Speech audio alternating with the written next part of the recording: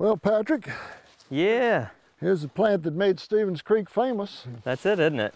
This is the spiny gooseberry, or Miccosukee gooseberry, Yeah. Ribes echinellum. And Spiny's a good name for it. It's very spiny all over. Even the little fruits, which you can see forming here, are Yeah. spiny as well. And what did you compare those fruits to?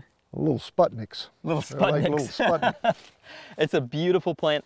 The flowers are really cool. They almost remind me of little ballerinas, like a little skirt dangling down. And this gooseberry got its name Miccosukee gooseberry because the first place it was discovered was along the south shore of Lake Miccosukee down in Jefferson County, Florida in 1924. Then in 1957, the second population was found here while Al Radford and his crew were working on the floor of the Carolinas, and it's a federally protected species. And it grows here on this steep, I guess, north-facing, east-facing rocky bluff. And in Florida, it seems to be in a deciduous slope of deciduous woodlands, oaks and hickories and things. And a little different habitat than we have here. Not nearly so steep as this. But still cool and still having that Yes. calcareous substrate. Here, Presumably, yes. Presumably, yeah. And here at Stevens Creek, we have a soil pH that runs between 6.7 to 7.2, 7.4.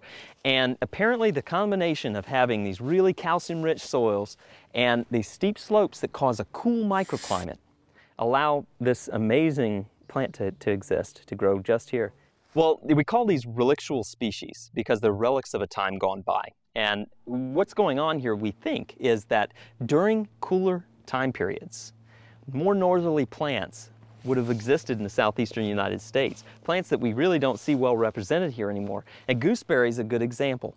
It's a plant that mostly you find, I guess, in very high mountains, at least two of our species in the southeastern United States, and they're also found all the way up into Canada. Way up north. Yeah, so a relict species, and it's a relict of a time when glaciers probably had pushed down across the northern United States and cooled the climate here in the southeast, pushing those northern species south. When the glaciers retreated, they're stuck here, and they're stuck just in these microclimates that are created, cool microclimates because of steep north-facing exposure and rich soils that allow it to grow. And over time, it changed.